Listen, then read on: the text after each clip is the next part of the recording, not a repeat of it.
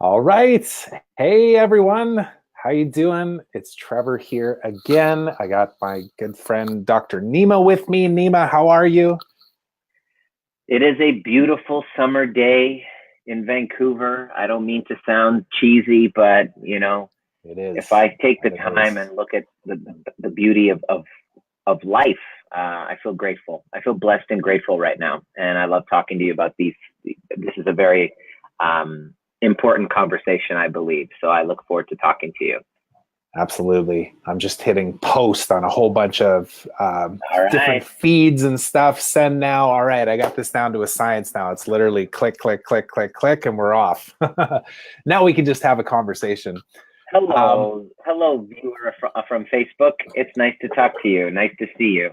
Yeah, so if you're just joining us or you're watching on the replay even, hit us up with some likes and some love, some shares, some comments, all that kind of stuff. Tell us that you're watching, where you're watching from, all that fun stuff. Yeah, we're talking about victimhood. Yes. Yeah. And let me give some context to that here while we're getting started, and then we'll dive right into this because Nima even just mentioned right before we went on here, he's like, unscripted, let's do this. And that's exactly how this one is because I messaged Nima on Sunday night, and this is why we say this is unscripted. It's just about transparency. So I messaged Nima on Sunday night. Actually, it was probably more accurately Monday morning. It was probably around 12:30 a.m. And I said, "Oh shit, Nima, I haven't picked a topic yet. I haven't written anything. I haven't scheduled anything. I got nothing going on." And here, and I haven't even told you this yet, Nima. But I'm going to look at the message that you sent me here really quickly. It was on Facebook, actually, I think. Just give me one Yeah. sec. I'll find it. You, I can just give you the context of it anyways without even finding it. But I sent him that message and he replied back with, are you being a victim? Question mark. And I was like, I initially saw it and I was like, oh yeah, that'd be a different, interesting topic. And then I was like, wait a second. Is he asking me if I'm being a victim right now? no. Oh, I know. I know. You probably don't even know this. That's why I saved it for this moment. But it actually was the ironic aspect of it. I was just like, um, he's right. I am being a victim right now. I don't have time. It's like, I'm stressed out because I can't think of a topic, all these different things. And it actually shifted me into a different mindset where I was like, all right, step up, like let's That was totally, that wasn't even, we didn't even plan that, but it's true. I That was know. what, that you were like, what should our topic be? And then when you asked me that question, sorry to interrupt you, whenever you Yeah. ask me that question, Trevor, what I do is I look at what my clients and entrepreneurs and people that I've been working with, what they're dealing with in that exact time. What should we talk about? What do we talk about?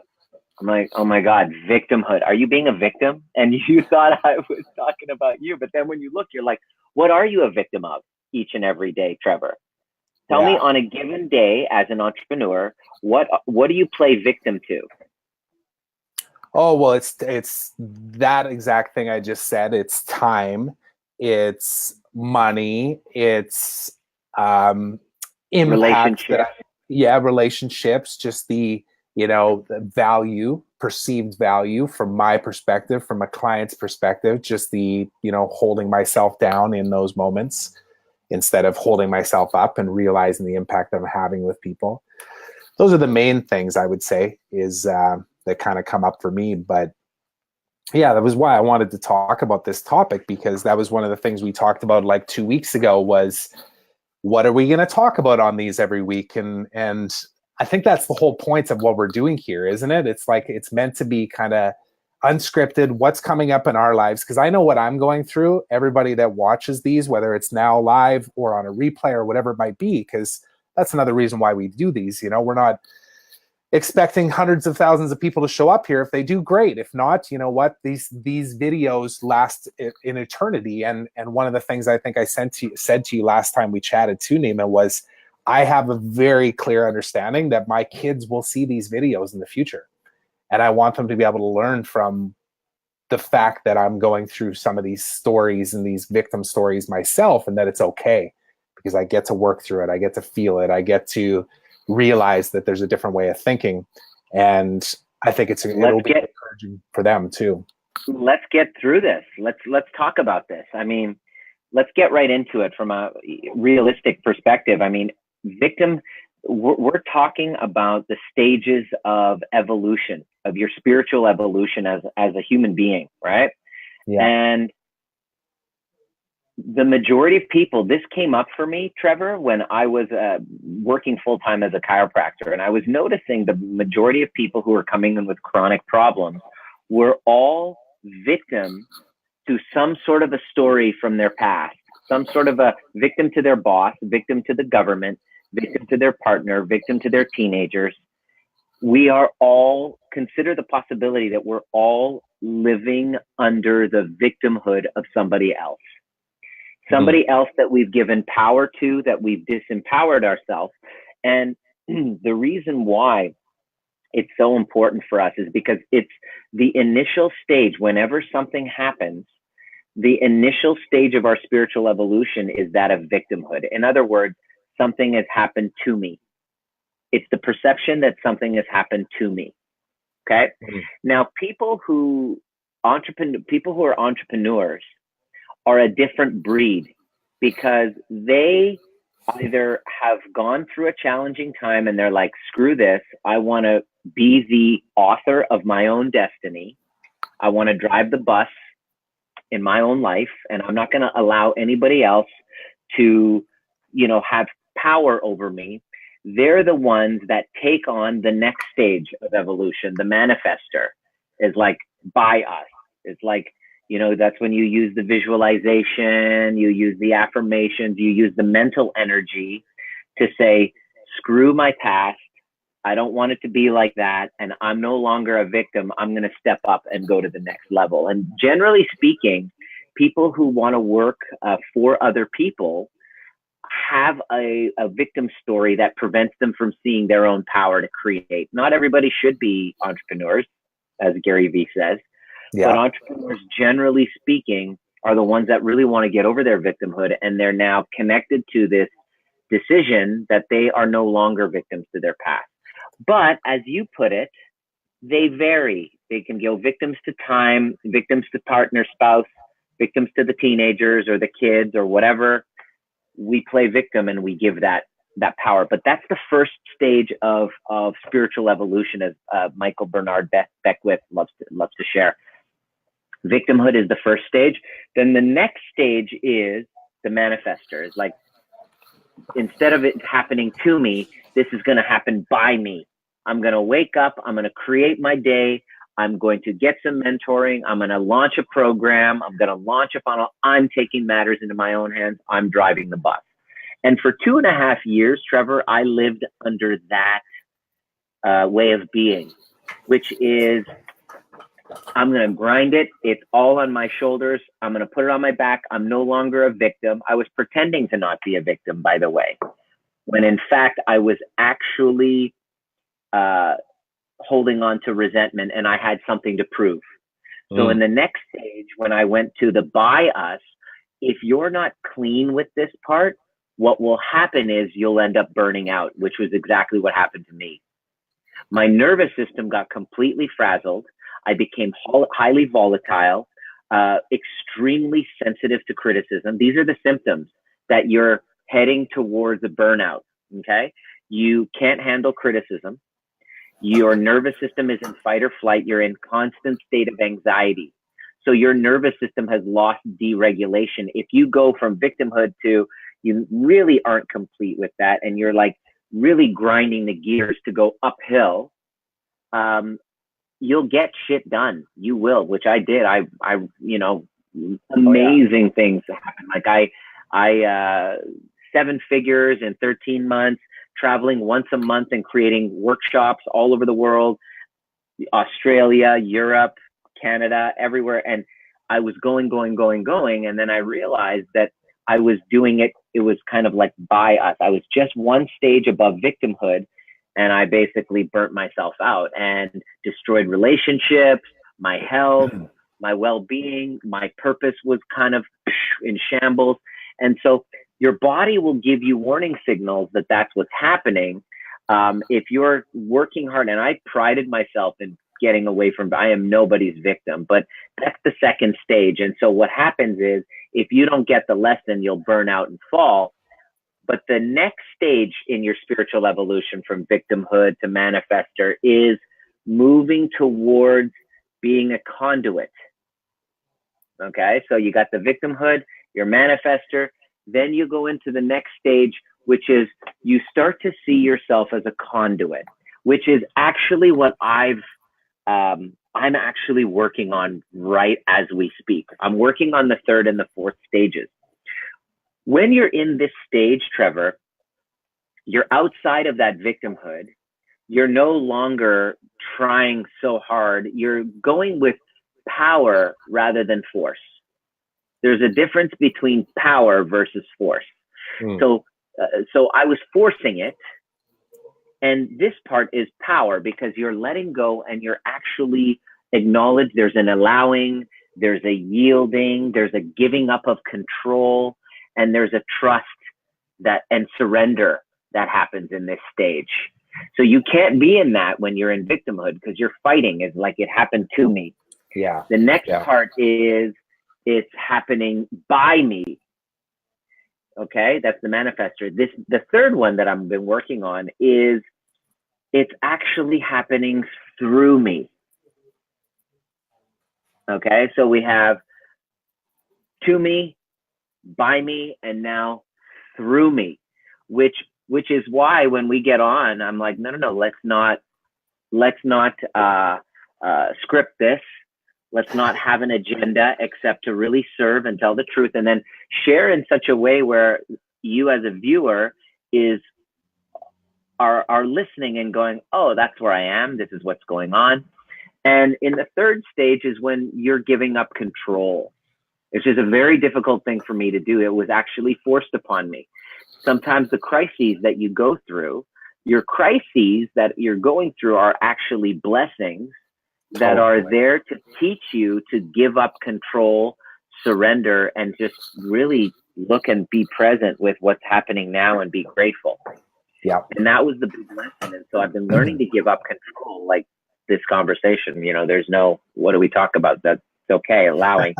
And the last part basically is when you're now seeing that there's no separation from you in the universe. Like it's, there's to me, then there's by me, then it's through me, and then it's like as me, like you are the universe. This is a goal that we all have, and we got to go through these stages.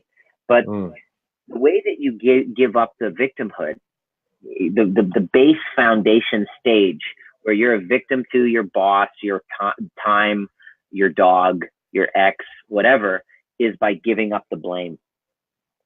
The way that you go to the next stage is to give up the control. And then the last part is, which is what I'm kind of working on, giving up control and not seeing any separation between myself and others. So giving up blame, then you want to give up control, then you want to give up the sense of separation between you and your clients, between you and your team, between you and, you just see everything as one whole unit. And that's the stages of overcoming victimhood. It's a spiritual evolution that we all have to go through. And depending on the amount of inner work that you do, and if you have the right guide, you can bypass, or you can not bypass, but you can get through these stages a lot quicker. And that's what I'm all about now. So my two biggest ones have always been time and money, which is all, I think you can probably 90% of people will say time and money, right? And you talk about certain things happening where you feel victim to them, like if I look back in my last 4 months, well, my wife and I, as you know, had a baby that was 16 weeks early that could have gone bad, but he survived. And now it's 3 to 4 hour trips to the hospital every single day. And like you talk about a time story before, it's just, to another level now, which I could be victim to. Totally. Or I can give up control, as you said, which is the phase that I went through in the last 2 months or so. And then just even within the last month or so, I'm getting into that place now where I trust my team, which I should have all along, but I'm actually getting to the place where I can trust them to take on certain things. And I've invested in coaching myself. Like between Shar and I, as you know, we've invested like close to 30 grand just in the last like 3 months alone in coaching, which you bring in the money conversation. Now you've got these two things that normally would just be a constant like victim story of like, oh God, you know, like I got to make this work or else. Instead, we're looking at it as like, okay, give into the process, allow it to be something that you can, you know, get energized and engaged by. And it's hard work, but it's created transformation in our lives for sure. And like you said, you have to go through it though. People want the shortcut all the time. You two are unrecognizable to the people that I met back in February. And it's just been an incredible journey, to myself included. Like I'm not going to discredit my own journey as well, because I've been going through some interesting times as well. But just to be there with you and kind of watch your development too, Trevor, as an entrepreneur, as a father, as a husband, you know, I got to say, I want to acknowledge you, man. Like what you guys are watching, this gentleman has been hard at work to better himself, and the results have actually shown. So if you guys are listening and you're in a really dark and difficult place, maybe you're going through a dark night of the soul, maybe you're going through a crisis of relationship, a crisis of health, or a crisis which is resulting in a crisis of identity, where you're just actually wondering, who the F really am I? Chances are you've gone through a trauma in which you have unknowingly are stuck in that first stage where something's happened to you and you can't see the forest from the trees. That's not your fault. It's just that you haven't yet found the right guide to help you shift the perspective and then own your power. See, victimhood is what we reach out to and we latch onto when we aren't able to access our own inherent power. That's already there. It's already there with you. But when you don't have the ability to access it, you don't see it. We grasp onto victimhood as a way of artificially getting power when we haven't taken the time to do the work to find it within ourselves. It's like an instant gratification. It's so much easier for me to blame the other person because of the guilt and the shame and all of these truths about myself that I don't really want to face. But it's a necessary component in for your healing and your spiritual development, which is why I left my chiropractic practice, because I couldn't stay stuck in an office working with people who refuse to get out of their victim stories. So I created these workshops to help people overcome and change their story. And it became so fulfilling that became my number one thing. So I now help people change their stories of victimhood. But first I got to work on my own. So. Yeah, it's all part of the journey though, right? It's like every experience. It's one of the other things with this kind of work too, is that those experiences make you stronger and a better person and able to, you know, shift through experiences faster as well, because they never end. Like they're going to keep coming up. Like something else is going to happen in my life. You know, I'm going to lose a family member that's going to throw my whole world off, you know. I'm going to maybe go through some challenging moments with clients, or, you know, hiring and training somebody in my business just to have them leave. And I'm going to look at the money and think, what a waste of money. It's like, it's going to come up again. We're all searching for easy street, aren't we? We're searching for the right coach, the right guru, the right book, the right weekend workshop, the right mentor, whatever, that's going to help us get to a point where we are then exonerated from doing the work that involves us connecting to gratitude, connecting to our higher forces, experiencing pain in our lives. It doesn't happen, right? If that were true, then all of the most successful people in the world, you know, the Anthony Bourdains, the Kate Spades, the what's his name, the comedian Robin Williams, Robin Williams, like these people who've reached a pinnacle and an absolute, like, you know, what you would think that they would reach, that they still weren't exonerated from doing the work. It never ends. So rather than hope one day that it'll be easy, that this victimhood, that the government will stop, or Donald Trump, or whoever it is that you're playing victim to, it's time to take matters into your own hands and start to go from to me, to by me, then through me, then as me, as Michael Beckwith says. And so what stage are you on? I'm curious. What stage are you on in this evolution from victimhood to conduit, to allowing universal force to actually work through you and your business, so that your life becomes an instrument of transformation for other people? And that's really the next,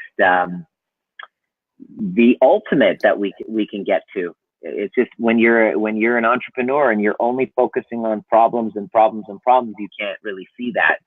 Yeah. So it's important to really tend to your nervous system, to regulate it, to bring it down, so that you can then see, oh, geez, why am I doing this? What is the purpose?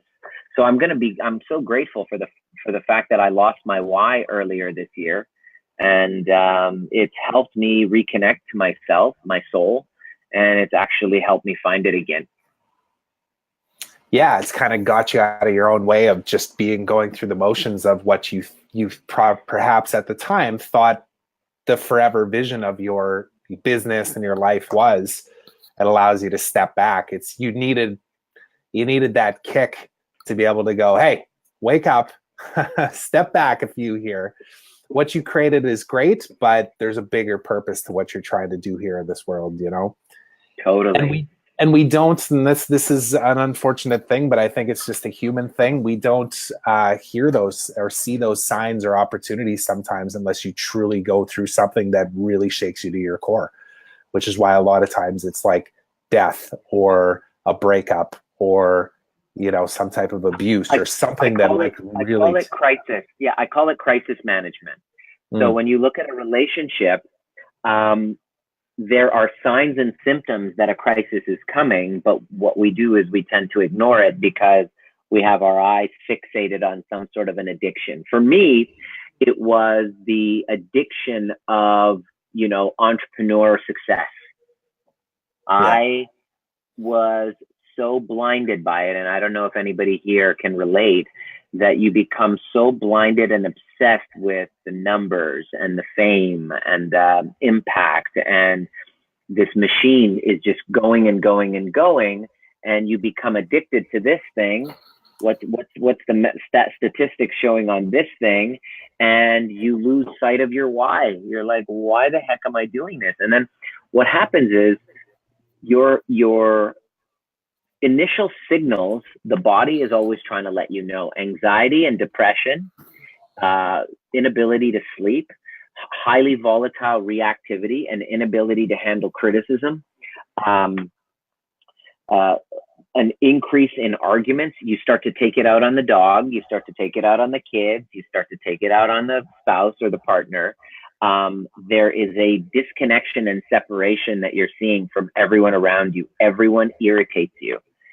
Like, I just remember, like, I couldn't get into an elevator without somebody irritating me. And I was just like, wow, my nervous system is complete. Like, I recognize the symptoms because I listened to my patients telling me. I'm like, oh, this is easy.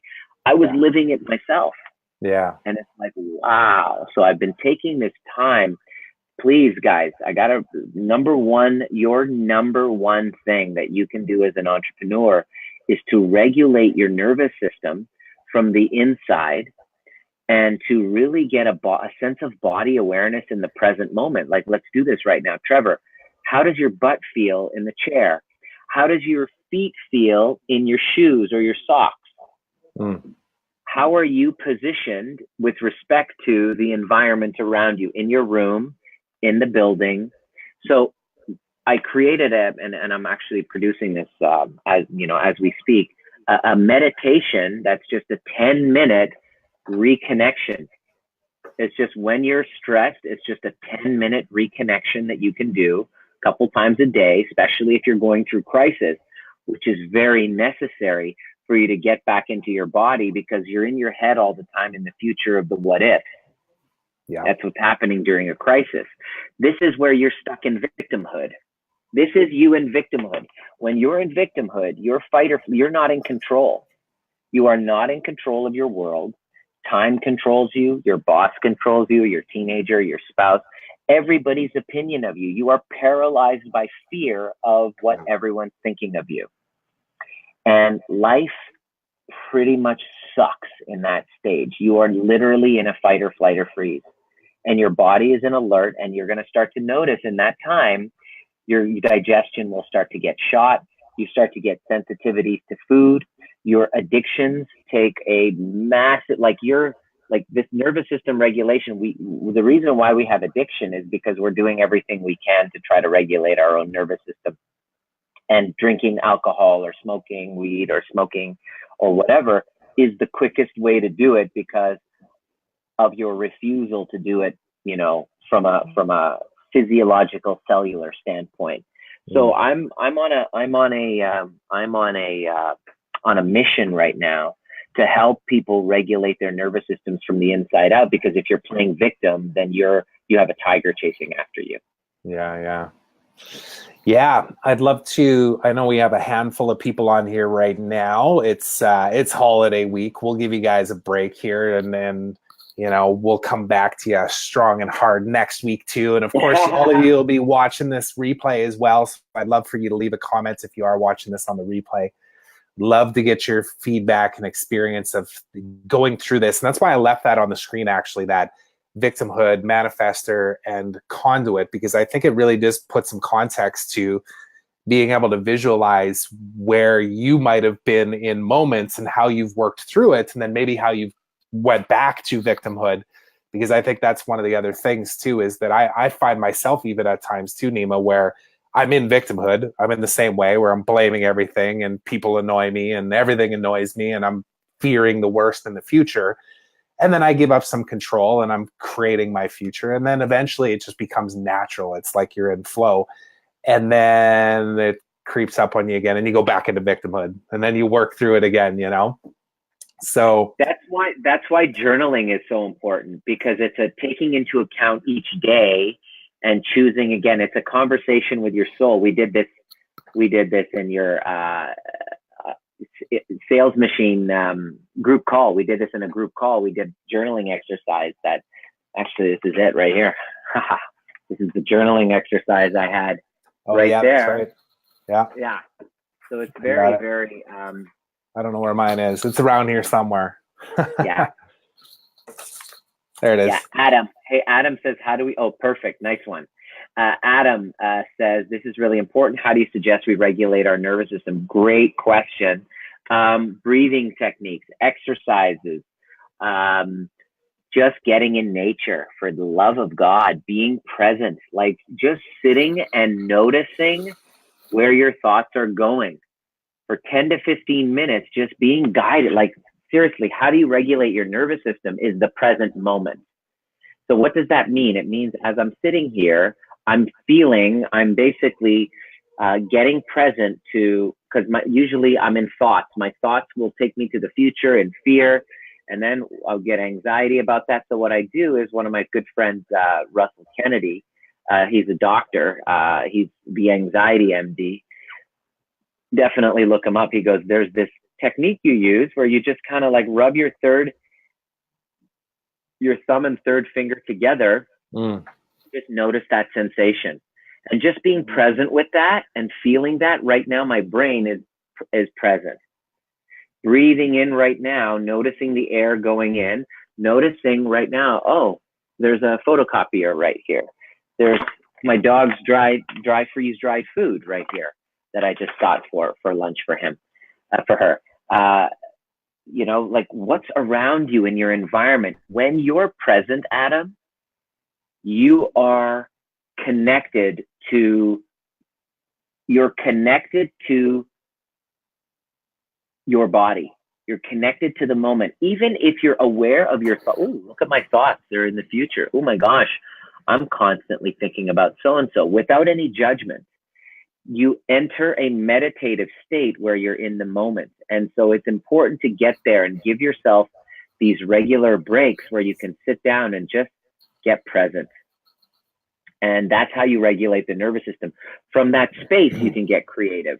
From that space, you can have better conversations, but not unless you clear this nervous system issue. You cannot run a business. I ran a business for 2.5 years on a nervous system that was just using force rather than power. And it worked really well. We achieved some great goals, but my health and my relationships really suffered as a result. So there's a completely new focus that I'm going on in the next half of my life, which is nervous system first. Because if we really care for our nervous system, that improves our relationships big time. Because when you have a dysregulated nervous system, you're more volatile, you're more reactive. You can't handle feedback and criticism, which is necessary with relationships. Yeah. Nima, I wanted to ask you this question too, and I see Camilla left a comment here as well as Kimberla. So welcome. Thanks for joining us. Camilla mentioned I was at Make It, but I definitely became burnt out and probably now falling to victimhood. So, That's a blessing, Camilla. Mm-hmm. I want you to really say thank you for this crisis, because that's what we were talking about before, wasn't it? Yeah. Before we even hopped on this call. Totally. If it wasn't for my crisis, I would have kept going. I wouldn't have stopped. Yeah. I was too addicted to the results, the impact, the recognition, the relevancy that I was feeling. I became a victim of my own ego. And no matter what my partner was telling me, no matter what my parents were saying, no matter what my team was saying, I wasn't having any of it, because I was so polarized going for my goals, which I look back on and I realized it wasn't really for the right reason. It was just to compensate for this little boy right here who basically thought he wasn't good enough. Right? So that's why I did it. It wasn't for a very authentic reason. I was go, go, go, go, go, because that little boy, which I've learned how to connect with now, felt he wasn't good enough. And so I lived my entire life like I have something to prove. And becoming successful was me trying to prove it to myself. And the impact on that was that I didn't have any free time to myself. There was nothing for my relationship. Kimberla says, so crisis in essence is really a blessing of sorts. Yeah. It's a blessing, period. Period. Crisis means that you've been lying. A crisis is an outing of a lie. Identity crisis, it means you've been lying about who you think you should have been. Relationship crisis, there's an infidelity there. There's a conversation that wasn't being had. Crisis is an outing of a lie. So in order for you to heal, it's like, all right, so tell the truth. And so I've seen people get sick because of their lies. And when we work together, what I do is I just look and see, okay, where are you out of integrity with your life? They've gone to doctors for their hormone problems, their anxiety medications, they're depressed. All of these, they're not real disorders. They're just symptoms and signs that you've been inauthentic, you've been lying. So crisis is look at the crises. Look at all the crises you got. I'll prove it to you. I'll prove it to you right here. Look at every freaking crisis that you went through, that you've gone through, that you've been traumatized by. When you look carefully, there was a lie underneath it. There was an inauthenticity. There was something you were either lying to yourself or lying to somebody else. So it's unsustainable. And the thing is that, my gosh, if I could have a nickel for every time my team would look at me and say, Nima, this is unsustainable, what's going on? And I'm like, yeah, we'll deal with it. We'll deal with it. And I don't want to out this lie, because the gravy train of success is going to stop. Yeah. Yeah. We were making so much money. We were, you know, so important. Our tribe was expanding and growing. I just didn't want to frickin' see. So the universe gifted me with a crisis to say, Nima, stop your effing lying. Stop lying. You teach integrity.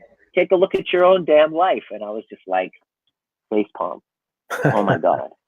Yeah. And then I look at all of my clients that have breakdowns in their relationships or their businesses is because there was this incongruency, this inauthenticity. And then the way that it shows up is, I don't know what my purpose is. I don't know what I want to do with my life. Me and so-and-so have a breakdown in our relationships. One of my clients is a lawyer, and he'd been lying with his business partner for about 15 years.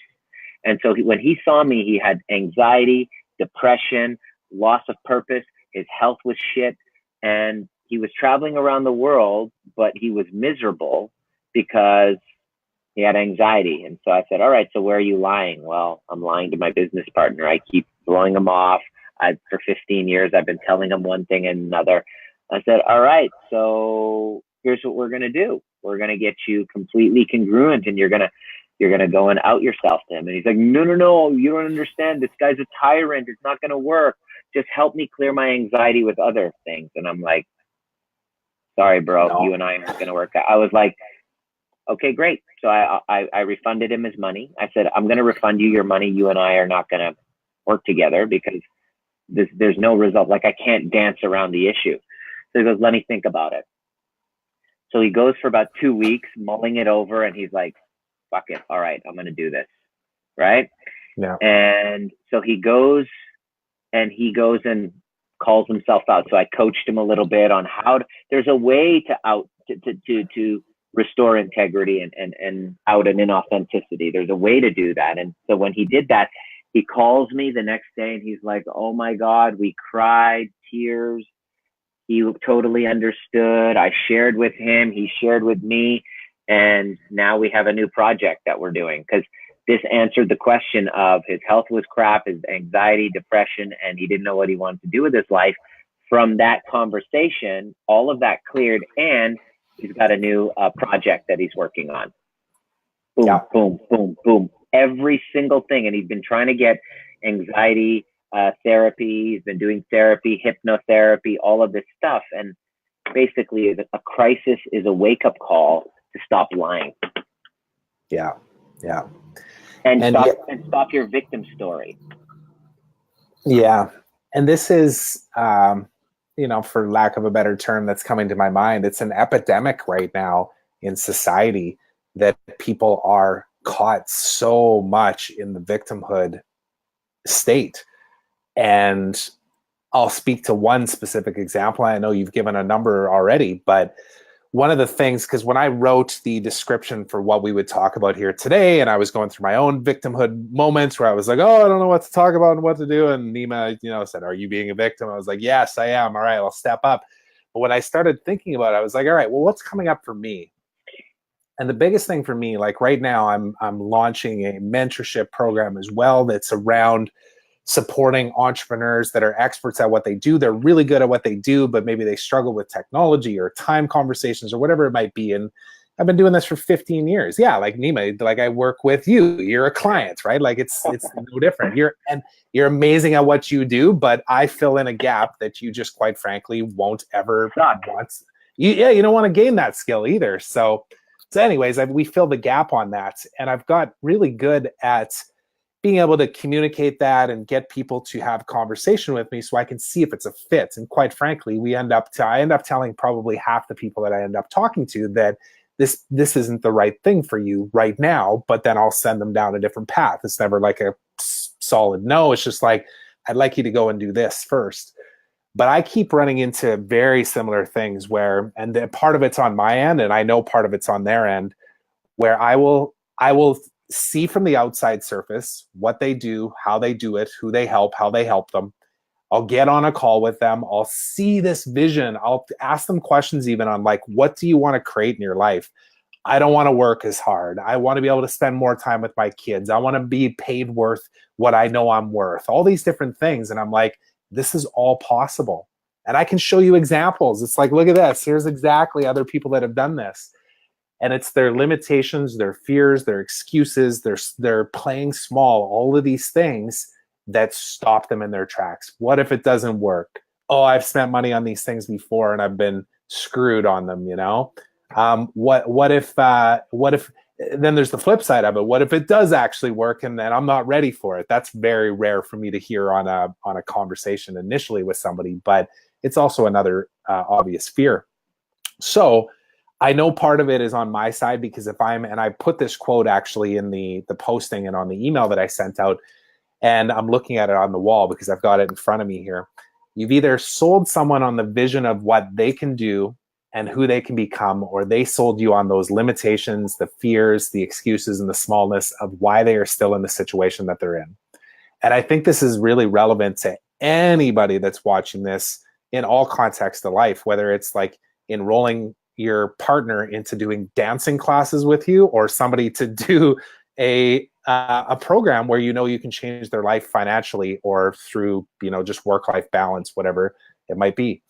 So I guess that's it's kind of a statement and just a question too. What would you do in those cases where you feel like you want to be able to help other people too, and you want to be able to help them see that vision and see the reality of it, but maybe they're stuck in victimhood? They can't get out of victimhood mindset themselves. Can you ask that in a different way? How can I show up for those people to support them through victimhood to being the conduit themselves? The best way that you can do that, Trevor, is by doing your own work yourself. See, what happens is when I basically do my own work to overcome my own victimhood, whatever space I land in, whoever's dealing with whatever they're dealing with, who I'm being uplifts them. So this isn't an answer of this is what you say to them. This is an answer of, if you are really just like, let me give you an example. The work that we've done together, as you've been helping, your own personal development work, the challenges and resentments that you might have in relationships in your life, the work that you've done to overcome. What happens when a buddy of yours takes you out for coffee, Trevor, and goes, man, my wife and I are fighting and it's getting pretty volatile in our house now? What would you say to him? Been there. I can relate to it. Let's talk through it. Yeah. Whereas before I might have jumped on that train and go, oh, my wife too. Yeah. Exactly. Exactly. See, who you become will be able to uplift without a script. It's unscripted. Yeah. Our favorite word here. There is no script. It's by virtue of who you've become as you've come through it. That's how it works. Yeah.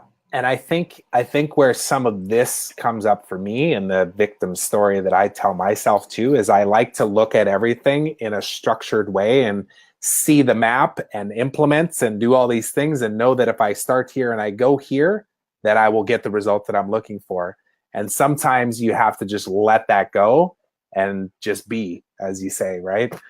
And have that be the thing that makes people go, oh, I want some of that. I want that kind of an outcome, right? Because especially with anybody that's watching this as an entrepreneur, a lot of times, yes, there's very definable things that you may sell as an entrepreneur, but it's also the experience of working with you and vice versa too. That's part of the balance that I'm starting to really see. And I've kind of alluded to it already a few times here, is that I am attracting the kind of people that I want to surround myself with. And those people are coming into my life at a time when I'm truly able to help them. And that's when the magic starts happening, right? You're not forcing clients into your world that just fill gaps of money needs that then become headaches within a month. And then you wish they were gone. And then you're going to find more. Like, that's a vicious cycle to get down. And quite frankly, it's one that only you can stop, everybody that's watching this, by giving into this and practicing a lot of the things that you're talking about too, Nima. And trust me, I've been resistant to a lot of, the journaling and the meditation, and I'm still working my way into it to make it a part of my daily routine, but it has helped immensely. Even getting up from my desk every once in a while and just going for a walk around the block. I forget who asked that a moment ago. Adam asked that, right? Like, how can I do this? How can I tap into that? Just breathe. Enjoy the environment that you're in. Just know that when I'm stuck in victimhood, I'm in the past. And then I go into a future of powerlessness. But when I'm present in my body, then possibility emerges. And so this is spiritual personal growth. This is a never-ending game of evolution of where you're at and who you are. You're constantly evolving, and just embrace the ride, because when the crises come, if you don't pay attention, then the crisis comes, and it's a big wake-up call. You either will transform through these wake-up calls, or you do them incrementally and you have accountability. And so this is why we create a community. Like we have communities, so that it's dedicated to people who are really working towards bettering themselves and healing and being part of their own cause of their own nervous system regulation, so that they can then be better for others. So this is for people who want to become leaders and want to serve other people and really want a place to, connect and contribute. Yeah. Awesome. So I see Maureen chimed in with a comment there, says, wow, I just stumbled on this today and it's resonating big time. That's awesome. It's so great to hear. You're not alone, Maureen. Yeah. This is everybody. This is 100% of entrepreneurs. This is most human beings in Western civilized society that, just on edge, and their nervous systems are completely in dysregulation. And as I work on regulating my own, I feel the need to, share this with more and more people. Mm-hmm. And Amy, I just saw your comment there too. How's it going? Good to see you here also. She says, that's great about attracting like-minded people, I'm guessing, to you. I've felt that often, especially in the past, and want to keep attracting clients who are great fits. It can be magical.